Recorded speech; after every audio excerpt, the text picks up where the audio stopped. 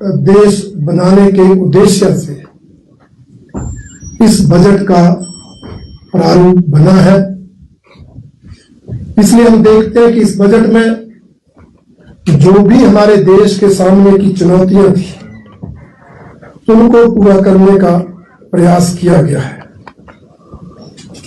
और हम देखते हैं कि इस बजट से ये स्पष्ट हो गया है कि अब भारत दूसरे देशों पर निर्भर नहीं रहना चाहता। किसी भी क्षेत्र में अन्य देशों पर निर्भरता समाप्त हो, इस बात का जोरदार प्रयास इस बजट के अंदर हुआ है। अब हम चाहते हैं कि हिंदुस्तान हथियार भी खुद बनाए, फाइटर जेट भी खुद बनाए। हम जानते हैं कि दुनिया की इस चुनौती को मुकाबला करने के लिए तीनों सेनाओं का आधुनिकीकरण भी हो। इसलिए सबसे ज्यादा बजट डिफेंस के लिए, रक्षा मंत्रालय के लिए रखा गया है। 15% वृद्धि के साथ 7.8 लाख करोड़ डिफेंस का बजट का प्रावधान इस बजट में करके हमने रक्षा क्षेत्र को प्राथमिकता दी है। यही नहीं, हम ये भी चाहते हैं कि भारत अब सेमीकंडक्टर खुद बनाए, माइक्रोचिप्स खुद बनाए। इस पर भी अन्य देशों की निर्भरता अब समाप्त हो। इसलिए आपने देखा इस बजट में सेमीकंडक्टर मिशन 2 उसको भी प्राथमिकता दी गई है ताकि इस दृष्टि से भी देश आगे बढ़ सके। आधुनिकता के इस दौर में आर्टिफिशियल इंटेलिजेंस की सेक्टर में भी हमारे देश का प्रभुत्व बना रहे, डेवलप हो, प्रभुत्व बने, उस दृष्टि से इस सेक्टर को भी मजबूत करने का प्रयास इस बजट में किया गया है। और आप देखेंगे कि भारतीय जनता पार्टी के नेतृत्व वाली इस केंद्र सरकार ने भारत का आर्थिक प्रभुत्व पूरी दुनिया में हो। अब हम आयात करने वाले देश की बजाय निर्यात करने वाला देश बन जाएं, इस दृष्टि से इस बजट में मैन्युफैक्चरिंग सेक्टर को भी अहमियत दी गई है। इस सेक्टर में भी अनेक योजनाएं चलाकर बजट का प्रावधान किया गया है। हम देखेंगे इस बजट के अंदर, क्योंकि हमारे देश में रॉ मटेरियल भी है, मैन पावर भी है, तकनीकी क्षमता भी है, परंतु मैन्युफैक्चरिंग सेक्टर को अहमियत ना दिए जाने के कारण हम अनेक चीजों के लिए दूसरे देशों पर आयात पर निर्भर रहते थे। इसलिए इस बजट में अपनी शक्तियों का उपयोग करके हम हर चीज का उत्पाद देश में करें, क्वालिटी की चीजों का उत्पादन करें, उत्पादन भारी मात्रा में करें, ताकि मेक इन इंडिया के प्रोडक्ट दुनिया में छा जाए और हम आयात की बजाय निर्यात करने वाले देश बन जाए। इसके लिए आपने देखा कि हमने इस बजट में रेयर अर्थ मटेरियल मिशन शुरू किया है, ताकि उस चुनौती का भी सामना हो जो चाइना द्वारा सप्लाई रोकने से खड़ी हो गई थी, और हम इस दृष्टि से आत्मनिर्भर भी हो। इस बजट में टेक्सटाइल इंटीग्रेटेड मिशन की भी घोषणा की गई है, ताकि इस क्षेत्र में भी हम उत्पाद बढ़ाकर निर्यात करने की स्थिति में खड़े हो जाए। बायो फार्मा शक्ति योजना देश को फार्मा हब बनाने के लिए प्रभावी सिद्ध होगी। इसलिए इसके लिए भी 10,000 करोड़ रुपए के बजट का प्रावधान किया गया है। छोटे छोटे शहरों में इंडस्ट्रियल हब बने ताकि हर चीज का प्रोडक्ट हमारे देश में बन पाए। इस दृष्टि से इसे भी बजट में प्राथमिकता दी गई है। केमिकल पार्क्स का निर्माण हो, उसके लिए भी इस बजट में योजना बनाई गई है। इलेक्ट्रॉनिक सेक्टर को मजबूती देने के लिए भी प्रभावी कदम उठाने का प्रयास इस बजट में हुआ है। निश्चित रूप से मैन्युफैक्चरिंग सेक्टर को ये मजबूती देने से जहां हमारी इकोनॉमी सुधरेगी, आर्थिकी तेजी से आगे बढ़ेगी, जहां हमारा देश आत्मनिर्भर बनेगा, वहीं रोजगार के अवसर भी पैदा होंगे। बेरोजगारी जैसी समस्या का समाधान भी इस मैन्युफैक्चरिंग सेक्टर को अहमियत देने से होगा, ऐसा भारतीय जनता पार्टी का मानना है। भारतीय जनता पार्टी की सरकारें इस देश में विकास का मसीहा बनी है। हमने देखा है, चाहे भारतीय जनता पार्टी के नेतृत्व में 1998 की आदरणीय अटल जी के नेतृत्व वाली सरकार हो, चाहे 2014 के बाद आदरणीय मोदी जी के नेतृत्व में चली हुई सरकारें हो, देश के इंफ्रास्ट्रक्चर की मजबूती के लिए, इंफ्रास्ट्रक्चर डेवलपमेंट के लिए अधिक से अधिक बजट का प्रावधान हमारी सरकारों ने किया है, जिसके कारण पूरे देश में सड़क नेटवर्क, रेल नेटवर्क, जलमार्ग नेटवर्क पहले से कई गुना ज्यादा बढ़ा है। और अगर हम देखेंगे तो इस कैपिटल आउटले के लिए इंफ्रास्ट्रक्चर डेवलपमेंट फंड के रूप में पूंजीगत व्यय, जिसको बजट की भाषा में कहा जाता है, 2014 से पहले उसके लिए 2 लाख करोड़ रुपए की व्यवस्था होती थी। आज इस बजट में इंफ्रास्ट्रक्चर डेवलपमेंट के लिए, विकास के कार्यों के लिए 12.2 लाख करोड़ रुपए की व्यवस्था की गई है, जिसके कारण रोड रेल नेटवर्क तो बढ़ेगा ही, जल मार्ग नए डेवलप होंगे, हवाई मार्ग नए डेवलप होंगे, इंस्टीट्यूट नए नए बनेंगे। इसलिए इस इंफ्रास्ट्रक्चर डेवलपमेंट को भी हमारे बजट में एक नई दिशा देने का प्रयास किया गया है। इसके अलावा इससे गांव में भी सड़कों का नेटवर्क पहुंचेगा। आज भी जो गांव में सड़कें हैं वो प्रधानमंत्री ग्राम सड़क योजना, जो हमारी ही अटल जी की सरकार ने शुरू की थी, आदरणीय मोदी जी ने उसको बढ़ावा दिया। आज उसका फेज 4 शुरू है। 250 से ऊपर वाली आबादी के गांव जुड़ रहे हैं।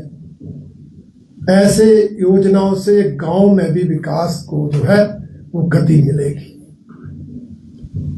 और किसानों को उनकी आय बढ़े, उनकी आय दोगुना हो, ये प्रयास तो हमारी सरकार शुरू से करती आई है। चाहे बात फसल बीमा योजना की हो, चाहे बात न्यूनतम समर्थन मूल्य को लागत का 1.5 गुना से ज्यादा करने की नियम की बात हो, ये हमारी मोदी सरकार ने ही किसानों को तोहफा दिया है। यही नहीं, देश के 12 करोड़ किसानों को किसान सम्मान निधि हमारी ही सरकार ने शुरू की है, जिसको इस बजट में भी आगे बढ़ाने का काम हुआ है। बीज खादों पर लगातार सब्सिडी, और जहां पिछले बजट में प्राकृतिक खेती को बढ़ावा देते हुए मोटे अनाज वाली फसलों में उनको बढ़ावा देने के लिए योजना दी गई थी, वहीं किसानों की दृष्टि से इस बजट में हाई वैल्यू क्रॉप्स, ऐसी फसलें जिनकी कीमत ज्यादा है, नारियल है, काजू है, बादाम है, चंदन है, ऐसी फसलों को बढ़ावा देने की योजना बनाकर किसानों की आय को बढ़ाने का प्रयास भी इस बजट में हुआ है। मजदूरों के लिए हम सब देखते हैं, विकसित भारत गारंटी रोजगार एवं आजीविका मिशन ग्रामीण वीबी रामजी योजना के अंतर्गत एक ऐतिहासिक बजट 95,000 करोड़ रुपए का प्रावधान किया है। हमारे विरोधी मनरेगा का नाम बदलने को लेकर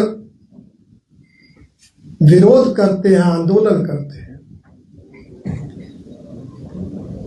परंतु हमारी सरकार ने मनरेगा में अमेंडमेंट्स करके जहां मजदूरों को 100 दिन का रोजगार मिलता था, उसको बढ़ाकर 125 दिन किया।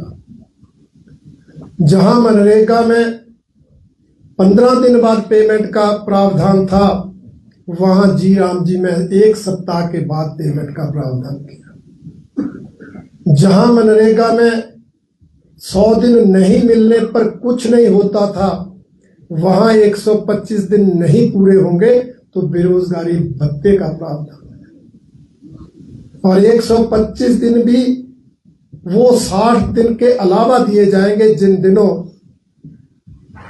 फसलों को बुआई या कटाई का समय होता है। तो एक तरह से मजदूर लगभग 200 दिन का रोजगार गांव में प्राप्त कर सकता है।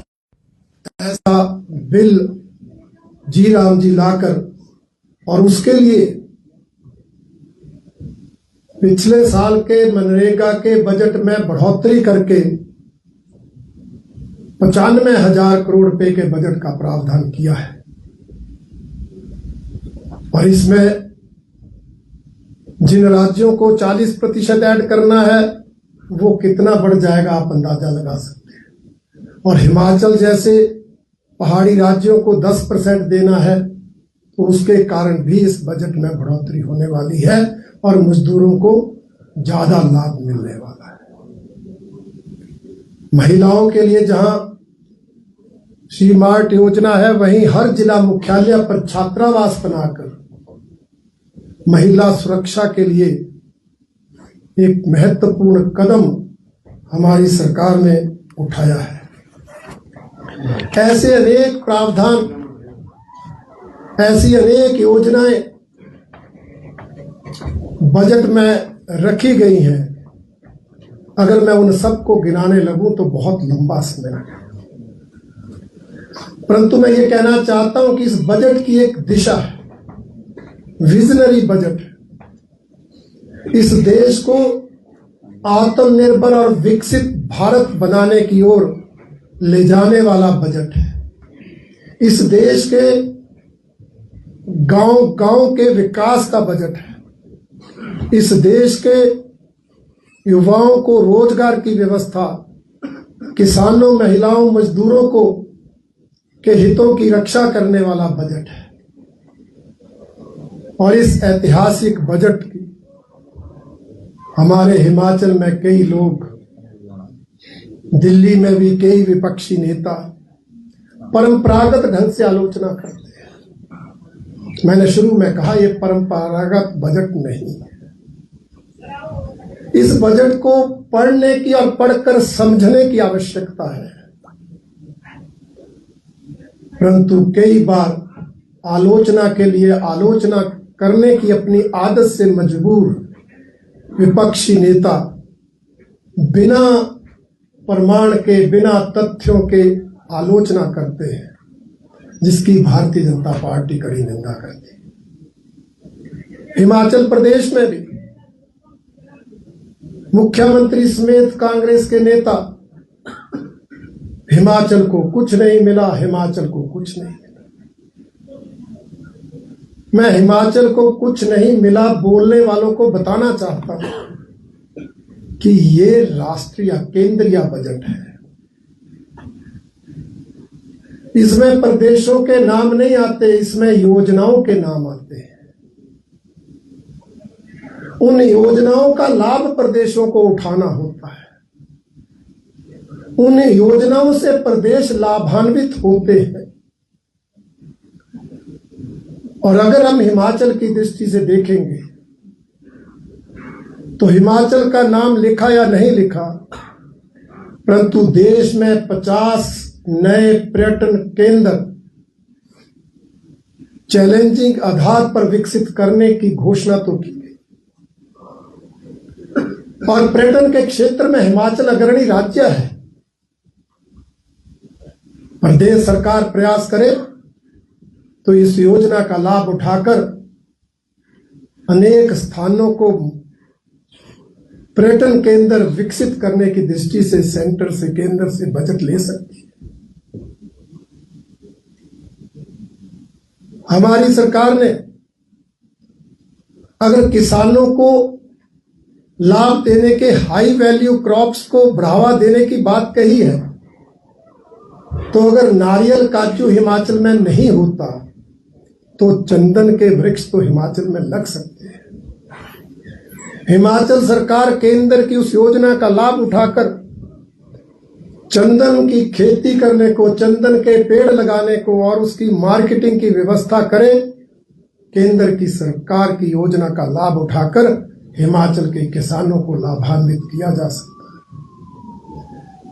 इसी तरह से नरेगा के अंदर, जिसे अब जी राम जी कहा गया है, 95,000 करोड़ रुपए का बजट है, तो उससे हिमाचल प्रदेश का हर मजदूर लाभान्वित होने वाला है। जो मनरेगा का पेंडिंग पैसा है, हम भी विधानसभा क्षेत्रों में जाते हैं, अनेक लोगों की शिकायत रहती है, हमने नरेगा में काम किया था, पैसा नहीं मिला। उसके लिए अलग से 30,000 करोड़ बजट जारी किया गया है, तो उससे भी हिमाचल के मजदूर जो है वो लाभान्वित होने वाले हैं। सूक्ष्म एवं लघु उद्योगों को बढ़ावा देने के लिए 10,000 करोड़ रुपए की योजना लाई गई है। हिमाचल की सरकार चाहे तो इस योजना का लाभ उठाकर हिमाचल प्रदेश में उद्योगों को बढ़ावा दे सकती है, उद्योग ला सकती है, निवेश बढ़ा सकती है, जिससे निवेश भी बढ़ेगा, हमारी आर्थिकी भी सुधरेगी और नौजवानों को रोजगार भी मिलेगा। इसके साथ साथ बायोफार्मा शक्ति योजना, हमारा हिमाचल तो फार्मा हब पहले ही है, अब केंद्र ने बायोफार्मा शक्ति योजना शुरू करके उसको बढ़ावा देने की बात की है। हिमाचल प्रदेश उसका भी बहुत ज्यादा लाभ उठा सकता है अगर सरकार की मंशा सही हो। खादी, ग्रामोद्योग, हस्तशिल्प के लिए इतना बढ़ावा देने की बात कही गई है कि इनके प्रोडक्ट्स को भी हम निर्यात करने की स्थिति में आए, इनकी गुणवत्ता इतनी बढ़ाए कि निर्यात हो। उसके लिए बुनकरों को प्रशिक्षण देने की बात की गई है। हिमाचल प्रदेश के बुनकरों को प्रशिक्षण दिलाकर आप इस योजना का भी लाभ हिमाचल प्रदेश के लोगों को दे सकते हैं। और जो हमारा 12.2 लाख करोड़ का बजट इंफ्रास्ट्रक्चर डेवलपमेंट के लिए है, विकास कार्यों के लिए है, उसका तो हिमाचल को लाभ मिलेगा ही। उसके अंतर्गत रेल नेटवर्क के लिए 2911 करोड़ रुपए देने की घोषणा कर दी गई है। हिमाचल को कुछ ना देने वाली बात बोलने वाले लोग इन आंकड़ों की जानकारी नहीं रखते। हालांकि प्रदेश सरकार रेलवे नेटवर्क को बढ़ाने के लिए केंद्र का सहयोग नहीं कर रही है। जो रेलवे लाइनों का, रेलवे नेटवर्क का काम हिमाचल में चला है, जो 17,000 करोड़ की योजनाएं प्रदेश में चली हैं, उसमें जो स्टेट का 1900 करोड़ का शेयर अभी जो है हिमाचल सरकार को देना बाकी है।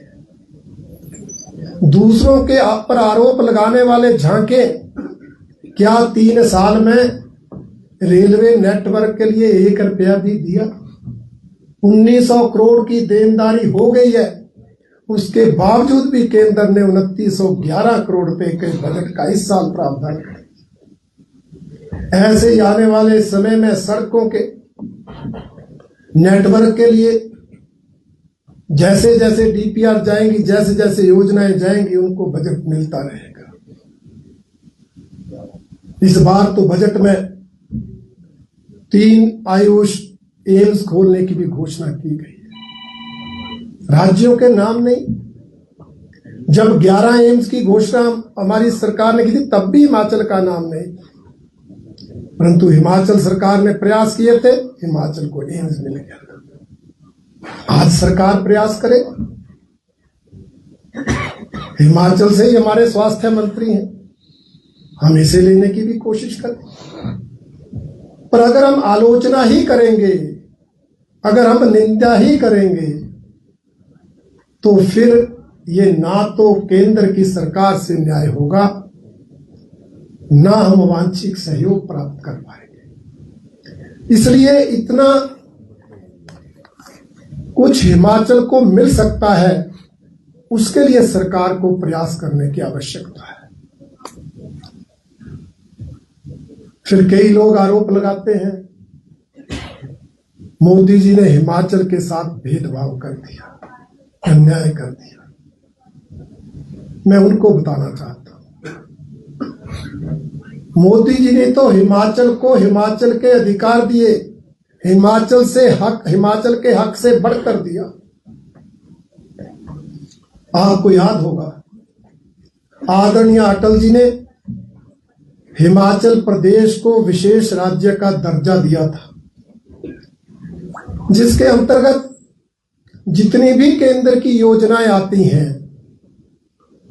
उसमें केंद्र 90% और प्रदेश 10% खर्च करते हैं। जबकि अगर विशेष राज्य का दर्जा ना हो तो योजनाओं में या तो 70-30 की रेशो रहती है या 60-40 की रेशो रहती है। हर योजना में 90-10 का लाभ देने वाला विशेष राज्य का दर्जा आदरणीय अटल जी ने दिया था। साथ ही एक औद्योगिक पैकेज दिया था। आज हिमाचल के साथ भेदभाव करने वाले लोगों के उस समय के प्रधानमंत्री डॉक्टर मनमोहन सिंह जी ने उस समय जब हिमाचल में भी कांग्रेस की सरकार थी, वो विशेष राज्य का दर्जा भी वापस ले लिया था। वो विशेष औद्योगिक पैकेज को भी समय सीमा समाप्त होने से पहले ही वापस ले लिया था।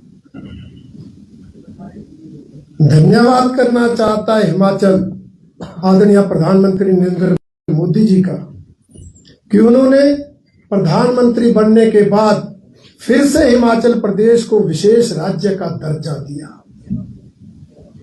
जिसके कारण आज अनेक योजनाओं में हमें सिर्फ 10% खर्चना पड़ता है, 90% केंद्र देता है। योजना कोई भी हो, हर योजना में ये लाभ हिमाचल को अगर मिलता है तो आदरणीय मोदी जी के कारण मिलता है। तो किसने भेदभाव किया, हम विचार कर। दूसरा मैं बताना चाहता हूं,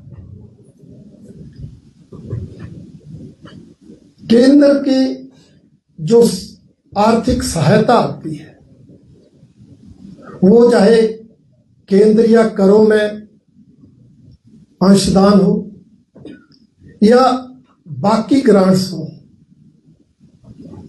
जो देश की कुल आमदन है,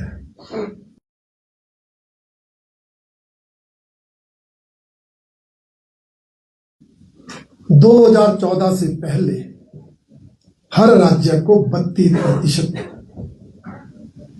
मतलब कांग्रेस कार्यकाल में केंद्र सरकार 100 में से 68 रुपए अपने लिए रखती थी, 32 रुपए प्रदेशों में बांटती थी। आदरणीय मोदी जी के प्रधानमंत्री बनने के बाद, क्योंकि वो मुख्यमंत्री भी रहे थे, उनको राज्यों की दिक्कत का पता था, वो 32% का शेयर बढ़ाकर 41% किया है। आज 100 में से सिर्फ 59 रुपए केंद्र रखता है, 41 रुपए राज्यों में बांट देता है, और राज्यों में बांटने का आधार आबादी होता है, और हमें उसके अनुसार 0.91% आर्थिक सहायता मिलती है। केंद्रीय करों में बढ़ोतरी हुई, बजट की बढ़ोतरी हुई, इसलिए अनुमान है कि केंद्र इस बार 26,21,000 करोड़ रुपए राज्यों को बांटेगा, और उसमें से 24,550 करोड़ रुपए हिमाचल प्रदेश को आने का अनुमान है। पिछले साल लगभग 21,000 करोड़ आया था, तो ये बढ़ोतरी इस साल आर्थिक रूप से हिमाचल प्रदेश को मिलने वाले सेंट्रल शेयर और सेंट्रल ग्रांट्स में होगी। इसके लिए हिमाचल मोदी जी का धन्यवाद करता है। इस तरह हिमाचल का कोई हक, हिमाचल का कोई अधिकार समाप्त हुआ है, इसका कोई अर्थ नहीं बनता। जिस आरडीजी का रोना रोया जा रहा है, वो तो अस्थायी व्यवस्था थी, टेम्परेरी इंतजाम था। रेवेन्यू डेफिसिट को पूरा करने के लिए उस ग्रांट को दिया जाता था। कभी 8 राज्यों को मिलती थी, अब 17 को मिल रही थी, अब 17 को नहीं मिलेगी। तो हिमाचल के साथ भेदभाव हिमाचल के साथ थोड़ी हुआ। 17 राज्यों में से अधिकतर राज्य तो भारतीय जनता पार्टी की सरकारों के, भाजपा शासित राज्य है। इसलिए एक व्यवस्था है, उस व्यवस्था के तहत ये 16वें वित्त आयोग ने सिफारिशें की है। और हिमाचल प्रदेश अगर उस रेवेन्यू डेफिशिएंट ग्रांट का लाभ नहीं उठाता था, जो ग्रांट मिलती थी उसको राजकोषीय घाटा पूरा करने में खर्च करने की बजाय अन्य जगह खर्च करके राजकोषीय घाटा बढ़ाता रहता था या बरकरार रखता था, तो उसमें केंद्र का दोष नहीं। अगर हम मिसमैनेजमेंट करके, कुप्रबंधन करके अपने राजकोषीय घाटे को बढ़ाते रहे, तो ये निकम्मापन हिमाचल की सरकार का है। इसलिए अपनी कमी का ठीकरा दूसरों पर नहीं फोड़ना चाहिए। भारतीय जनता पार्टी का मानना है कि केंद्र द्वारा प्रस्तुत ये बजट ऐतिहासिक है। 7% विकास दर के साथ देश को विकसित भारत और आत्मनिर्भर भारत बनाने की ओर ठोस कदम है, और इससे हिमाचल प्रदेश एक नहीं अनेक योजनाओं के अंतर्गत भी लाभान्वित हो रहा है, और आर्थिक दृष्टि से भी पहले से कई गुना ज्यादा आर्थिक सहायता भी मिल रही है। ऐसा हमारा मानना है। धन्यवाद। आरडीजी बंद हुई है, इसमें क्या कारण है? क्या इसका दुरुपयोग होता था? अभी तक 17 राज्यों के साथ ऐसा हुआ और डीपीआर बेस्ड सहायता आएगी तो इससे नुकसान हिमाचल प्रदेश को लगभग, जो मुख्यमंत्री कह रहे हैं 40,000 करोड़ का सीधे सीधे नुकसान, उसकी भरपाई कैसे हिमाचल करेगा? सीमित संसाधन है, संघीय ढांचे का हिस्सा है, संघ का हिस्सा हिमाचल प्रदेश। देखिए, जैसे मैंने कहा, आरडीजी कोई परमानेंट व्यवस्था नहीं थी, टेम्परेरी व्यवस्था थी। ये सरकारों को अपने उस घाटे को पूरा करने के लिए दी जाती थी और जिन राज्यों ने उस ग्रांट का उपयोग सही किया उनका घाटा जो है वो समाप्त होता गया। अब हिमाचल प्रदेश को इसलिए चिंता है कि इन्होंने उस पैसे का दुरुपयोग किया, परंतु नियम तो सबके लिए है, इसलिए सभी राज्यों के लिए एक जैसा नियम लिया गया है। हिमाचल को चाहिए था उस ग्रांट का सही उपयोग करते, अपने घाटे को पूरा करते, अपने संसाधन खड़ा करते, अपने आय के स्रोत पैदा करते, प्रदेश में निवेश को बढ़ाते। सिर्फ केंद्र पर डिपेंड रहकर राज्य को चलाना, ये मानसिकता ही सही नहीं थी। उसके बावजूद भी हिमाचल प्रदेश को तो, जैसे मैंने गिनाया है, केंद्र की अनेक योजनाओं का लाभ पहले से भी ज्यादा मिलने वाला है और पहले से भी ज्यादा केंद्रीय आर्थिक सहायता मिलने वाली है। रणजीत जी, आपकी सरकार जब इससे पहले थी तब भी आरडीजी का इसी तरह इस्तेमाल होता था। अब मान लेते हैं अगले 2 साल के बाद आपकी सरकार मान लीजिए आ गई हो, तो सैलरी पेंशन कैसे देंगे?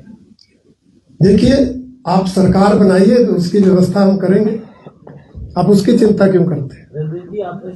और मैं ये भी क्लियर करना चाहता हूं, ये जो 40,000 करोड़ की बात मुख्यमंत्री जी कर रहे हैं, ये 1 साल के लिए नहीं आता था। वित्त योग 5 साल के लिए है। 15वां वित्त योग 2020 से 2025 था, अब 2026 से 16वां वित्त योग 5 साल के लिए, तो साल में तो 4-5 हजार करोड़ की बात होती है। हवा खड़ा करने का एक प्रयास है, जनता को गुमराह करने का प्रयास। रणजीत जी, जब हिमाचल का गठन हुआ था तो उस समय जो है ये इसको राजनीतिक तौर पर इसका गठन किया गया था, क्योंकि आर्थिक तौर पे तो हिमाचल इतना समृद्ध है नहीं कि वो अपने रिसोर्सेज से सारी आवश्यकताएं पूरी कर सके। हिमाचल प्रदेश, मैं ये मानता हूं, आर्थिक दृष्टि से कई अन्य राज्यों से संपन्न है। आवश्यकता है सरकारों को सही दिशा में काम करने की। हम अपनी संपदा का सही उपयोग ही नहीं कर पा रहे हैं। हमारे पास जड़ी बूटियों का भंडार है, क्या हमने उस स्रोत को आय के साधन के रूप में विकसित किया? हमारे पास खनिज संपदा है, माइनिंग के नाम पर, इलीगल माइनिंग के नाम पर चोरी तो होती रहती है, परंतु क्या कभी सरकार ने ठोस माइनिंग पॉलिसी बनाकर आर्थिक स्थिति को सुधारने का प्रयास किया? ऐसे अनेक प्रयास हिमाचल प्रदेश में